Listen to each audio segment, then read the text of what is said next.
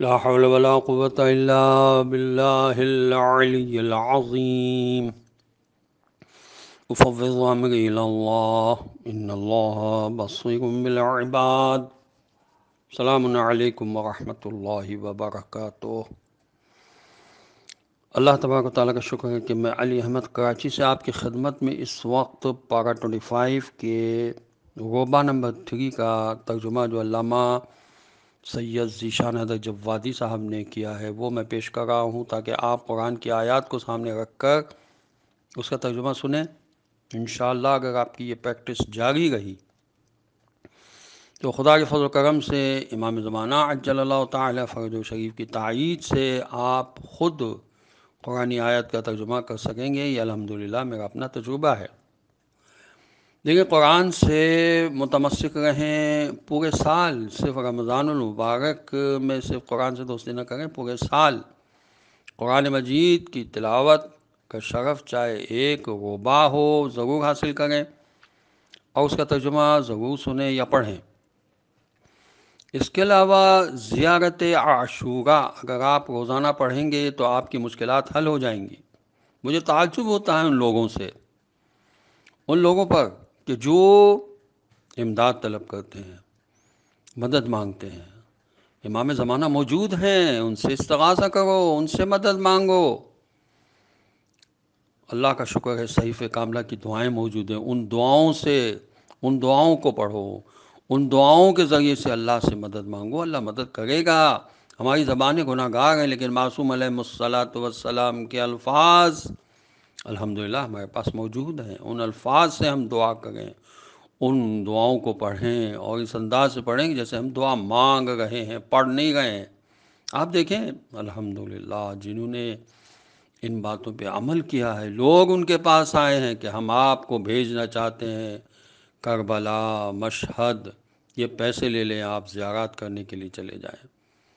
یہ خدا کا فضل و کرم ہوتا ہے اگر انسان قرآن سے متمسک رہے، اہل بیت علیہ الصلاۃ والسلام سے متمسک ہے۔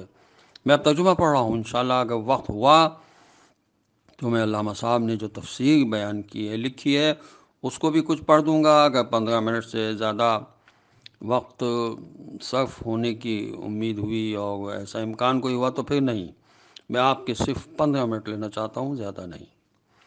یہ ترجمہ سورہ مبارکہ زخرف کی آیت نمبر 26 سے شروع کر رہا ہوں میں۔ بسم اللہ الرحمن الرحیم۔ اور جب ابراہیم علیہ السلام نے اپنے مربی باپ اور اپنی قوم سے کہا کہ میں تمہارے تمام معبودوں سے بری اور بیزار ہوں،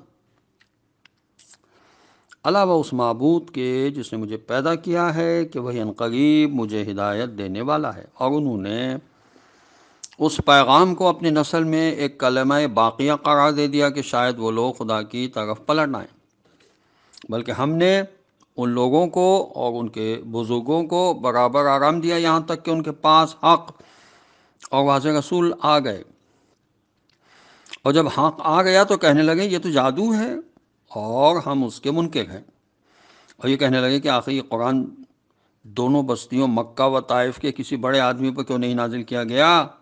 تو کیا یہی لوگ رحمت پروردگار کو تقسیم کر رہے ہیں، حالانکہ ہم نے ہی ان کے درمیان معیشت کو زندگانی دنیا میں تقسیم کیا ہے، اور بعض کو بعض سے اونچا بنایا ہے تاکہ ایک دوسرے سے کام لے سکیں، اور رحمت پروردگار ان کے جمع کیے ہوئے مال و متاع سے کہیں زیادہ بہتر ہے۔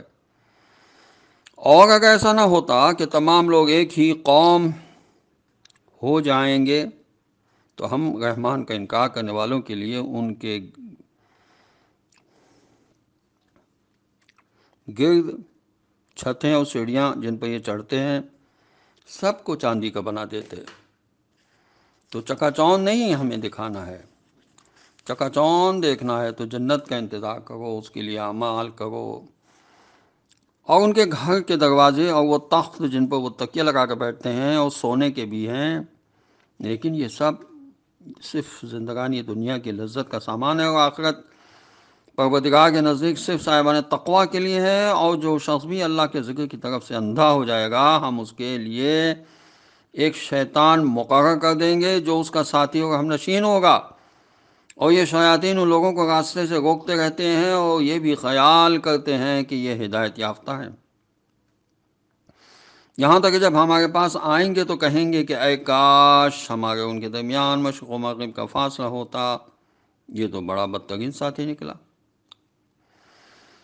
اور یہ ساری باتیں آج تمہارے کام آنے والی نہیں ہیں کہ تم سب عذاب میں برابر کے شریک ہو کہ تم نے بھی ظلم کیا ہے۔ پیغمبر صلی اللہ علیہ وسلم، کیا آپ بہرے کو سنا سکتے ہیں یا اندھے کو راستہ دکھا سکتے ہیں یا اسے ہدایت دے سکتے ہیں جو ضلال مبین میں مبتلا ہو جائے؟ پھر ہم یا تو آپ صلی اللہ علیہ وسلم کو دنیا سے اٹھا لیں گے تو ہمیں تو ان سے بہرحال بدلہ لینا ہے، یا پھر عذاب آپ کو دکھا کر اسے نازل کریں گے کہ ہم اس کا بھی اختیار رکھنے والے ہیں۔ لہذا آپ صلی اللہ علیہ وسلم اس حکم کو مضبوطی سے پکڑے رہے ہیں جس کی وحی کی گئی ہے کہ یقیناً آپ صلی اللہ علیہ وسلم بالکل سیدھے راستے پر ہیں، اور یہ قرآن آپ صلی اللہ علیہ وسلم کے لیے اور آپ صلی اللہ علیہ وسلم کی قوم کے لیے نصیحت کا سامان ہے، اور قریب تم سب سے باز پرس کی جائے گی، اور آپ صلی اللہ علیہ وسلم ان رسولوں سے سوال کریں جنہوں نے آپ صلی اللہ علیہ وسلم سے پہلے اس کائنات میں آ کر لوگوں کو پیغام پہنچایا کہ کیا ہم نے رحمان کے علاوہ بھی خدا قرار دیے ہیں کہ جن کی پرستش کی جائے، اور ہم نے موسیٰ علیہ السلام کو اپنی نشانیوں کے ساتھ فرعون اور اس کے اوصائے قوم کی طرف بھیجا تو انہوں نے کہا کہ میں رب العالمین کی طرف سے رسول ہوں، لیکن جب ہماری نشانیوں کو پیش کیا تو وہ سب مذاق اڑانے لگے، اور ہم انہیں جو بھی نشانی دکھلاتے ہیں وہ پہلے والی نشانی سے بڑھ کر ہی ہوتی تھی، اور پھر انہیں عذاب کی گرفت میں لے لیا کہ شاید اس طرح راستے پر واپس آ جائیں۔ اور ان لوگوں نے کہا کہ اے جادوگر موسیٰ علیہ السلام، اپنے رب سے ہمارے بارے میں اس بات کی دعا کر، معاذ اللہ، جس بات کا تجھ سے وعدہ کیا گیا ہے، راستے پر آ جائیں گے۔ لیکن جب ہم نے عذاب کو دور کر دیا تو انہوں نے عہد کو توڑ دیا، اور فرعون نے اپنی قوم سے پکار کر کہا کہ اے قوم، کیا یہ ملک مصر میرا نہیں ہے، اور کیا یہ نہریں جو میرے قدموں کے نیچے جاری ہیں یہ سب میری نہیں ہیں؟ پھر تمہیں کیوں نظر نہیں آ رہا ہے؟ کیا میں اس شخص سے بہتر نہیں ہوں جو پست حیثیت کا آدمی ہے اور صاف بول بھی نہیں پاتا ہے؟ پھر کیوں اس کے اوپر سونے کے کنگن نہیں نازل کیے گئے، اور کیوں اس کے ساتھ ملائکہ جمع ہو کر نہیں آئے؟ پس فرعون نے اپنی قوم کو سبک سگ بنا دیا، اور انہوں نے اس کی اطاعت کر لی کہ وہ سب پہلے ہی سے فاسق و بدکار تھے۔ پھر جب ان لوگوں نے ہمیں غضبناک کر دیا تو ہم نے ان سے بدلہ لے لیا، اور پھر انہیں سب کو اکٹھا غرق کر دیا۔ پھر ہم نے انہیں گیا گزرا اور بعد والوں کے لیے ایک نمونہ عبرت بنا دیا، اور جب ابن مریم علیہ السلام کو مثال میں پیش کیا گیا تو آپ صلی اللہ علیہ وسلم کی قوم شور مچانے لگی اور کہنے لگے کہ ہمارے خدا بہتر ہیں یا وہ، اور لوگوں نے ان کی مثال صرف ضد میں پیش کی تھی، اور یہ سب صرف جھگڑا کرنے والے تھے، ورنہ عیسیٰ علیہ السلام ایک بندے تھے جن پر ہم نے نعمتیں نازل کیں، اور انہیں بنی اسرائیل کے لیے اپنی قدرت کا ایک نمونہ بنا دیا، اور اگر ہم چاہتے تو تمہارے بدلے ملائکہ کو زمین میں بسنے والا قرار دے دیتے۔ سرکار دو عالم صلی اللہ علیہ وسلم نے حضرت عیسیٰ علیہ السلام کی بندگی کا اعلان کر کے فرمایا کہ احمق، قرآن کریم نے ما تعبدون کہا ہے، اور ما غیر ذی العقول کے لیے استعمال ہوتا ہے جس سے بت مراد ہے۔ حضرت عیسیٰ علیہ السلام یا ملائکہ مراد نہیں ہیں، یہ سب ذوی العقول ہیں، اور اس کی بہترین علامت یہ ہے کہ دنیا انہیں خدا قرار دے رہی ہے، اور یہ خود پروردگار کی بندگی کر رہے ہیں، اور عام مخلوقات سے زیادہ بندگی کر رہے ہیں، جو کمال عقل اور شعور کی نشانی ہے، اور بے شک یہ قیامت کی واضح دلیل ہے، لہٰذا اس میں شک نہ کرو اور میرا اتباع کرو کہ یہی سیدھا راستہ ہے۔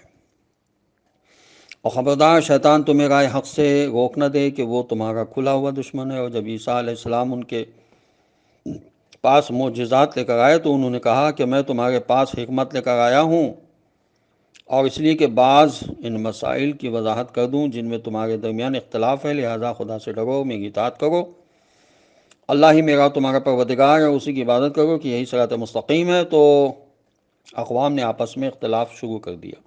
افسوس ان کے حال پر ہے کہ جنہوں نے ظلم کیا کہ ان کے لیے دردناک دن کا عذاب ہے۔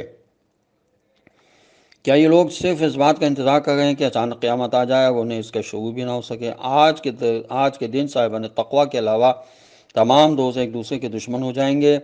میرے بندوں، آج تمہارے لیے نہ خوف ہے اور نہ تم پر حزن و ملال طاری ہوگا۔ یہی وہ لوگ ہیں جنہوں نے ہماری نشانیوں پر ایمان قبول کیا ہے اور ہمارے اطاعت گزار ہو گئے ہیں۔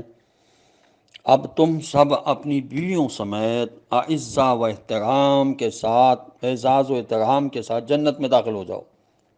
ان کے گرد سونے کی رکابیوں اور پیالیوں کا دور چلے گا، اور وہاں ان کے لیے وہ تمام چیزیں ہوں گی جن کی دل میں خواہش ہوگی اور جو آنکھوں کو بھلی لگیں گی، اور تم اس میں ہمیشہ رہنے والے ہو۔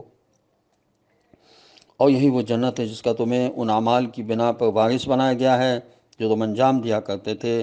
اس میں تمہارے لیے بہت سے میوے ہیں جن میں سے تم کھاؤ گے۔ بے شک مجرمین عذاب جہنم میں ہمیشہ رہنے والے ہیں، ان سے عذاب منقطع نہیں ہوگا، اور وہ مایوسی کے عالم میں وہاں رہیں گے۔ اور ہم نے ان پر کوئی ظلم نہیں کیا ہے، یہ تو خود ہی اپنے اوپر ظلم کرنے والے تھے۔ اور وہ آوازیں دیں گے کہ اے مالک، اگر تمہارا پروردگار ہمیں موت دے دے تو بہت اچھا ہو۔ تو جواب ملے گا کہ تم اب یہیں رہنے والے ہو، یقیناً ہم تمہارے پاس حق لے کر آئے تھے، لیکن تمہاری اکثریت حق کو ناپسند کرنے والی ہے۔ کیا انہوں نے کسی بات کا محکم ارادہ کر لیا ہے تو ہم بھی یہ کام جانتے ہیں؟ یا ان کا خیال ہے کہ ہم ان کے راز و خفیہ باتوں کو نہیں سن سکتے؟ تو ہم کیا، ہمارے نمائندے سب کچھ لکھ رہے ہیں۔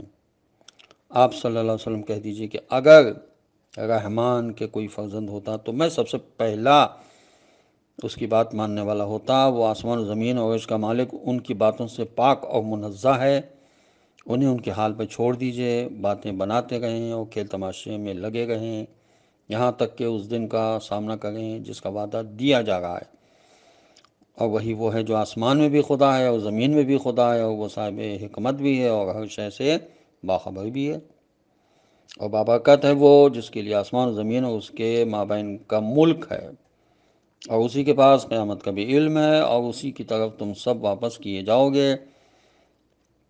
اور اس کے علاوہ جنہیں لوگ پکارتے ہیں وہ سفارش کا بھی اختیار نہیں رکھتے ہیں، مگر وہ جو سمجھ بوجھ کر حق کی گواہی دینے والے ہیں۔ اور اگر آپ صلی اللہ علیہ وسلم سے سوال کریں کہ خود ان کا خالق کون ہے تو کہیں گے اللہ، تو بھی یہ کدھر بہہ کے جا رہے ہیں؟ اور اسی کو اس قول کا بھی علم ہے کہ خدایا